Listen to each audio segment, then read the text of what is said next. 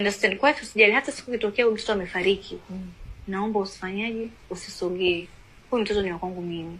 So acha nipambane naye kwa sababu kama napambana naye miaka yote hii nitaendelea kupambana naye. Akanambia, mimi sijui nataka DNA ya nje za nchi." Hayo kusumbuana tu, binadamu na watu wanapenda kupotezeana muda. Yaani DNA ingine. Anataka DNA nyingine ya nchi nyingine. Nikamwambia wewe, kwa nini yani? Nikamwambia wewe, kwa nini he wants another DNA? Sijui, I don't know. Nikamwambia wewe kwa sababu hii ya kwanza umetafuta daktari, wewe umeongea na watu wa serikali wa kwako, ulisema maana anambia, "Mimi watu wa serikali ndo wamempeleka hapo, sio wamemuonesha hapo." Nikamwambia kila kitu, umekuja na mwanasheria wako, umenirokota barabarani na mwanangu, umetupeleka hospitali.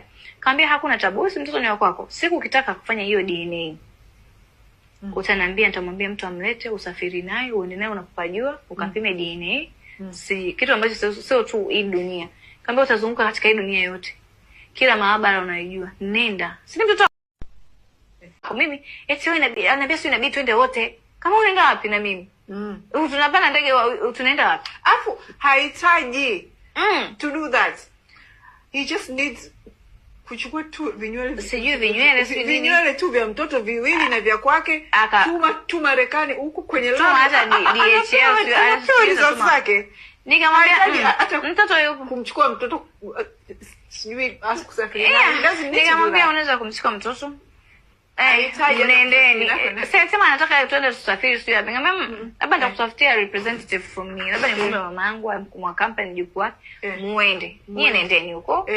Fanyeni deni zenu, kimaliza kama ukuta mtoto sio wa kwako, muache huko huko. Mambo ukikuta sio wa kwako, muache katika hiyo nchi utakaoenda, muache rudi.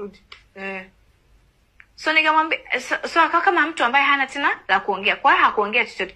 Kwa siku hiyo tulivyokuwa pale tunaongea kwenye hiyo part tumekutana kwa tuliongea mimi eti wewe ananiambia sio inabidi twende wote. Kama unaenda wapi na mimi? Tunapanda ndege, tunaenda wapi? Afu hahitaji Dubai. Yeah. So akaanza kuniuliza kwani umenikasirikia? Umenikasirikia bado? Nikamwambia nimekasirikia kwa lipi?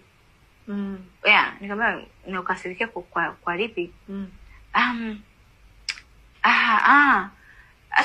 Kama ni mtu ambaye hana cha kuongea alafu kwa nikamwangalia tu nikamwambia mimi niko poa, sisi tuko poa. Yaani usidhani mimi maisha lazima yaendelee. Maisha ya dunia haizunguki kwako. Maisha lazima yaendelee. So tunaendelea na maisha yetu. Tuko tu vizuri. Basi mimi nikaondoka zangu kwa sababu nilipomaliza tu kuongea naye mimi niliondoka. Nikasema mimi sitaki drama. Yaani alafu mimi nilienda Dubai kwa ajili ya mambo yangu binafsi. So I'm like mimi sitaki drama, let me just leave. Kwa hiyo nikatoka hapo nikaondoka. Nilipoondoka kama like 2 hours later anaanza kunipigia simu, njoo kwenye after party si nini. Kwanza nilikuwa sana namba yake, kwa namba yake nilishafutaga. So naona tu namba, nikasema hizi namba kama anazijua. Nikaja kuangalia profile picture na muona yeye. Nikamwambia Dubai. Yeah. So akaanza kuniuliza kwani umenikasirikia?